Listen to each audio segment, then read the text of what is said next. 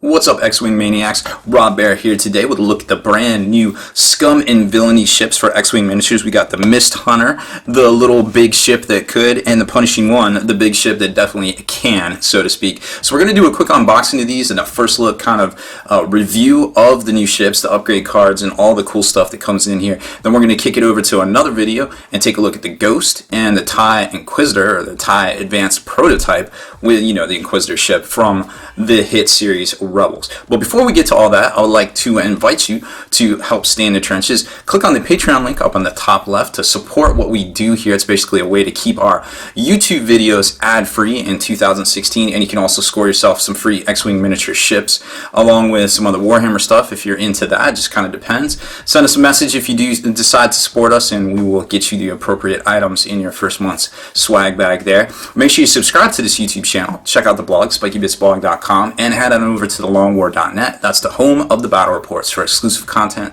early access videos, and more. Become a veteran of the Long War today. So like I was saying, these are two really good ships. They definitely are up in the ante, so to speak, when it comes to the Scum and Villainy world and upgrade things. Now we saw, Scum, and as far as Scum goes, there's pretty decent builds. You can run the Talonbanes. You can go deep and go double Brobots. If you're playing Epic, you can go quad bots, so to speak. But another good go-to is the 4 Y-Wing TLTs. The Thug Life supposedly is what it's called.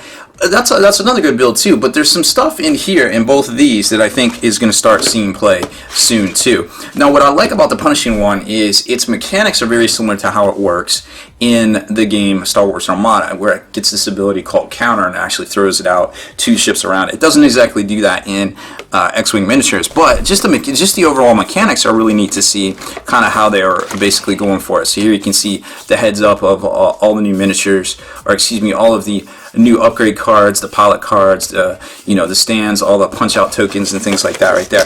As far as the ship itself goes, it's I guess it's about probably as big as slightly bigger than a TIE Punisher there. It's great detailed. Fantasy Flight after their recent merger with Asmodee, they've been cranking up the production. They've been getting extra factories, online so they could get all this stuff up and going. Now this is a great looking ship here. There's no real imperfections. It's obviously very, very cruddy. Dengar doesn't take good care of it, I guess. But it's very well detailed. The wash, all the paint details very well. It's got some gloss effects in there on the cockpit. So I think it looks great, as far as ships go. And then it's got the little plug for the large base right there at the bottom. So jumping over to some of the upgrade cards. Everything comes pre-packaged just like it normally does, with the one little card thing right here, kind of holding the whole box system together. I mean, of course, it comes shrink wrapped, so that definitely helps keep everything together. So when you open it up, you're going to notice your Ziploc bag full of upgrade cards, the punch-out cards, your flying base, which is the large one, and of course your little maneuver dial kind of twister. We'll call it twister. That's a technical term, right? So, now we're going to jump right into the thick of things here. I'm going to take a quick look at this particular the manual for it, which also gives you this cool mission that you can play too. So from here you can see it has a turret as a primary weapon, so it's going to have that 360 arc of fire. It does have a Sengar's loop. Comes with some upgrade cards, obviously. Nothing new mechanic wise that you can see there. There's a look at the mission itself. And then if you flip to the back, you can see its maneuvers. Now this is that whole asymmetric maneuver dial. Ooh, asymmetric. So where some of his maneuvers on the left side are green, the maneuvers on his right side are white. Okay, but he also has the 2 Sengar loop right, but not left. The left is just a green turn. So it's kind of interesting to see that mechanic there. And then he can also do, that's a left. And then he can also do a right Sengar's loop, but it's a red. So white and red right there. Also, he can actually go pretty far. I mean, he's got a 4 maneuver up to there, and also the K turn at 4 as well. So you've got 5, 5, 4. That's 15, 17 total maneuvers on this particular maneuver dial, which isn't too bad. I mean, for being a big ship, he gets his ass around the tabletop pretty quick, I feel like, right? So there's that. And jump in and take a look at some of these. So here's the dials, nothing new there. You can kind of see the dials and the cutout cards, just 360 normal, his normal primary arc of fire, got some mission token things right there, and that's pretty much it. Nothing too new and exciting. But what is new and exciting is the upgrade cards. So first off, we've got 4 new pilots. So let's take a look at those really quick. Now, one of these I actually feel like was made up because I try to follow the Star Wars lore and everything, and kind of follow along with everything, but I couldn't for the life of me remember one of these guys here, and I swear he's made up. This Manarod guy, never heard of him. I don't even know. I even looked up on Wikipedia just to see, and I was like, yo, this guy doesn't exist.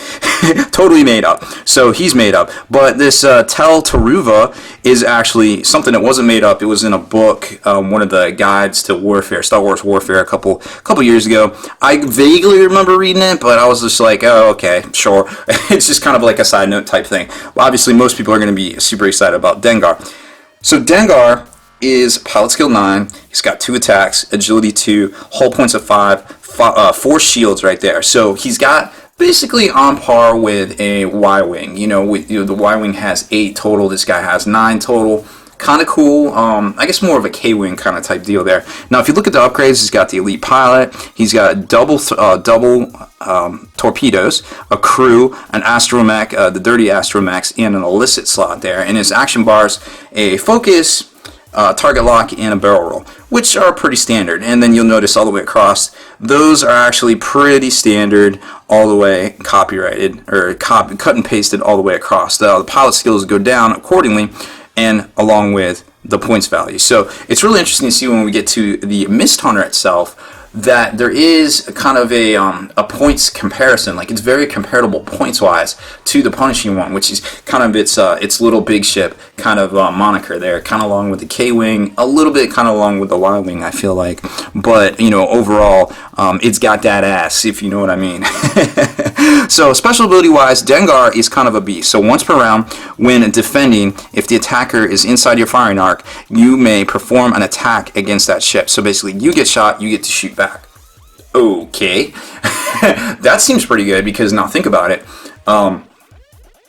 Once per round, so you're going to get your normal attacks, then you're going to get to save your attacks against somebody that shoots you. So that actually might intimidate your opponent into not shooting you with something that he thinks he's going to get hit and not be able to defend, thus shooting less, taking something out of the fight, or shooting with something else against another target in your fleet or your squad that might not have gotten shot at normally, thus wasting a shot. So it's a whole kind of like intimidation kind of factor there, and I like it.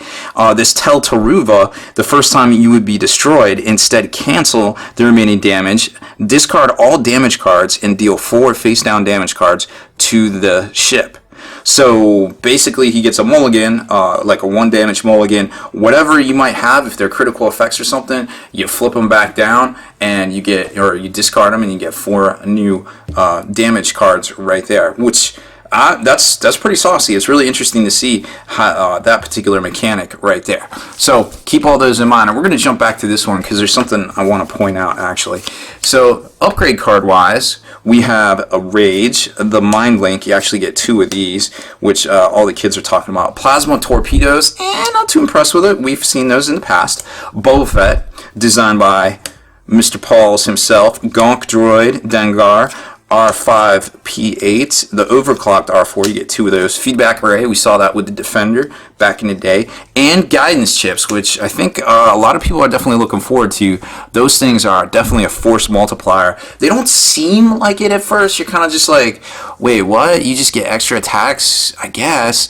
But then when you start thinking about it, you're like, well, depending on how many, you're shooting something, right? And it can be a missile or a torpedo. And depending on how many hits you get, the roll of averages, you're going to basically multiply that force. So like say you're shooting prockets and you get 5 dice. On average, you might hit with 3 of them. You might get a hit with 3 of them. So now you have a chance to capitalize on those other 2. Or kind of depending on if you get rerolls and things like that. But you're able to sneak one of those crits through. So it's kind of like almost like a getting through the gate kind of thing when it comes to rolling dice. So it seems not cool, but for 0, there really isn't any reason to not take it unless you're running auto thrusters or something like that. But I feel like if you're taking it with an A-wing, you're not running auto thrusters to begin with. You're just all up range 1, doing that A-wing work there.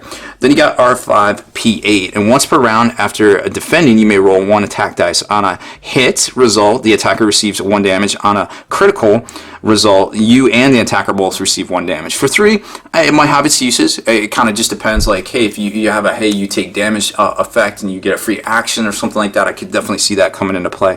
Overclock to R4 in the combat phase, when you spend a focus token, you may receive 1 stress token to assign a focus token to your ship. Okay, I can definitely do that. I can see where that would be very useful, very combo oriented, and I think for one build point, it's definitely worth it. Gonk Droid, I'm digging. So it's definitely unique. It's scum only, but you place 1 ship on 1 shield on this card. Remove 1 shield token from this card to receive 1 shield to your shield value. Okay. All right. Well, up to your shield value. So you basically get to restore shields. Very cool mechanic, keeping those hits off your ship. So if you have something that lets you do free actions, right, you're, you could be stressing yourself or something like that, burning off stress, eating stress, because there's other mechanics that we're going to see with the Mist Hunter to where you can eat stress and things. So this actually, we might see this really come to the fore here going forward after Wave 8 hits. And then you got Dengar itself, as the crew card, scum only. When attacking, you may reroll 1 attack dice. If the defender is a unique pilot, you may instead reroll up to 2 attack dice. Pretty solid. Okay, so he's a bounty hunter. It's what he does. I get it. Boba Fett. A lot of people are like, oh my God, Boba Fett's so broken. He's only 1. But Boba Fett, I feel like he is well rounded. I feel like they definitely went out of their way to make it balanced, and here's where the balancing part comes in. After performing an attack, if the defender was dealt a face-up damage card, now that's the caveat, it's a face-up damage card. It's actually kind of difficult to get a face-up damage card through to somebody unless you've dropped their shields, maybe you're comboing it with a mangler, some mechanic there that really needs to be in effect to really take advantage of that, or their shields just need to be down at that point, you know what I mean? So a lot of these ships that you're like, yo, I want to discard this, I want to discard that. Well, like, say you want to get rid of a TLT on a Y-Wing. A Y-Wing has 3 shields, dog. Like, you're going to have to put some work in there, and then you're going to pop it. But by the time you already dropped 3 shields on a Y-Wing, you should be concentrating fire on that Y-Wing and dropping it anyways and not Boba Fetting it, you know what I mean? So, I could see where people would want to try to discard the Emperor or something like that.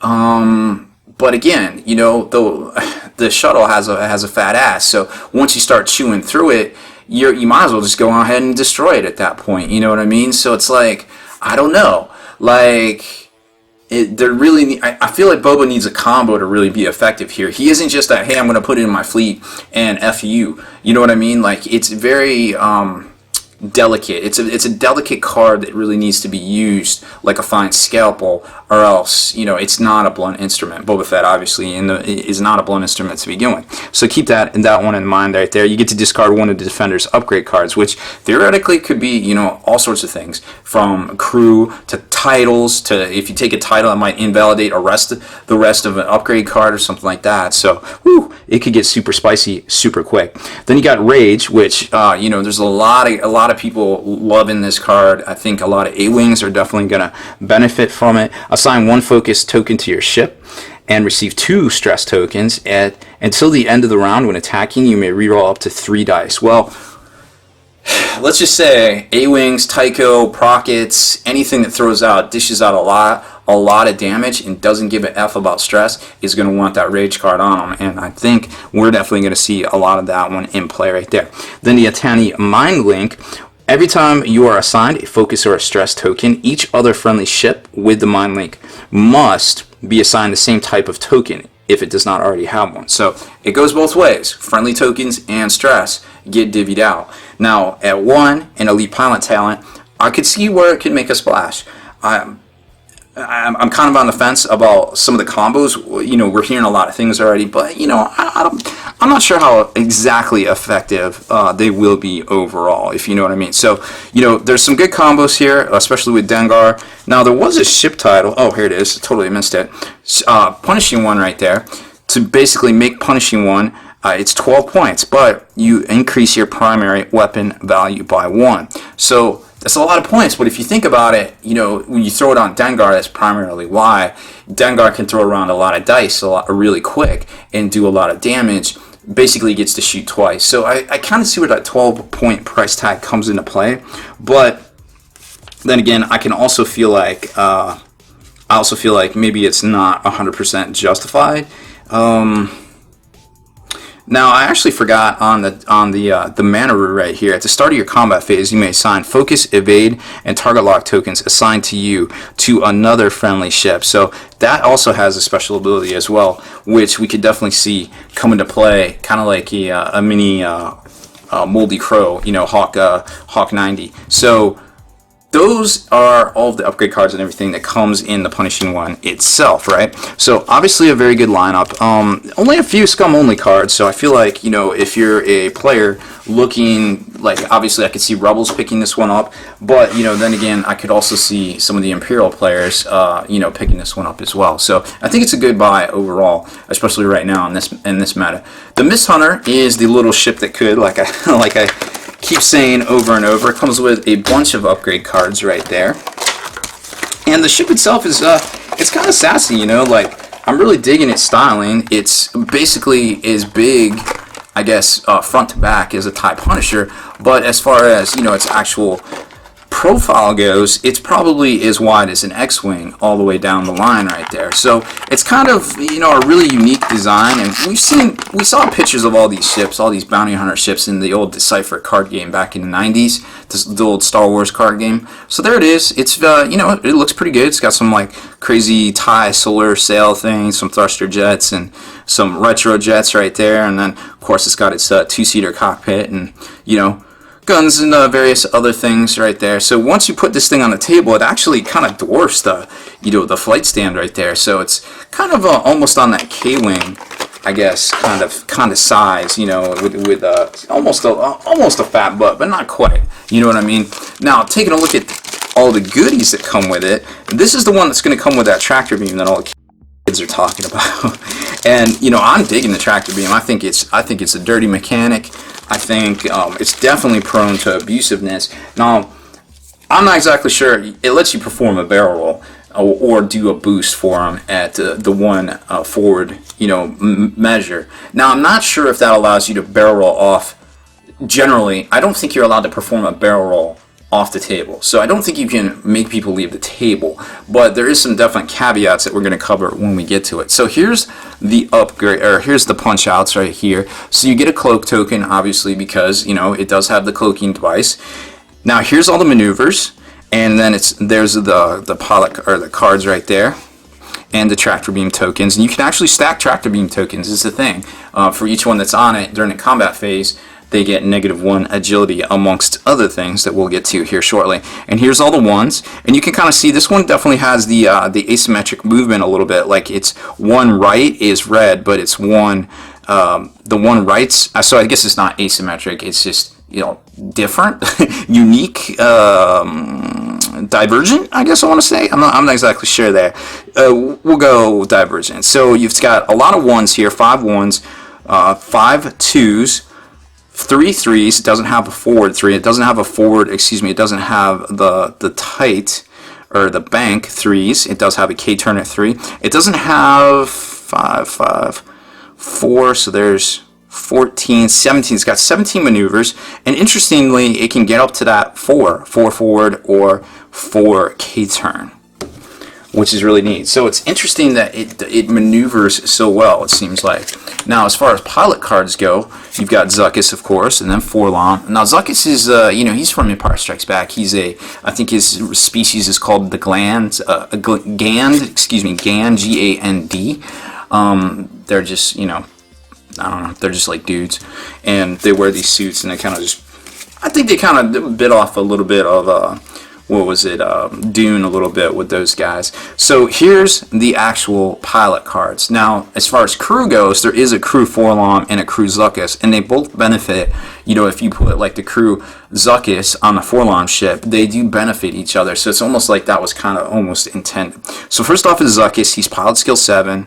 He's got 3 attacks, 1 agility, 4 shields, and 4 hull as well. Now, if you look across the bar here, going all the way across to the Ruthless Freelander, everybody pretty much has the same upgrade bar, but this guy's missing an elite pilot talent, so he doesn't get that. As far as action bar goes, they can all, target lock, they can evade, and they can also focus. Now, going back up, you've got the difference in pilot skill, and that, obviously comes into play for the points. Now, as far as special abilities go, pilot abilities, at the start of your end phase, you may assign one of your stress tokens to another ship at range 1. That's for Forlom, so kind of Moldy Crow-ish a little bit, I feel like. And then you got Zuckuss. When attacking, you may roll 1 additional attack dice. If you do, the defender rolls 1 additional defense dice. Now, I'm not sure that's actually good in a lot of situations. I mean, if it gets you up to 4 dice, cool, but if they get up to like 4 defense dice, not cool, because now you're rolling at par. So I don't feel like that is any benefit to you doing 3 on 3.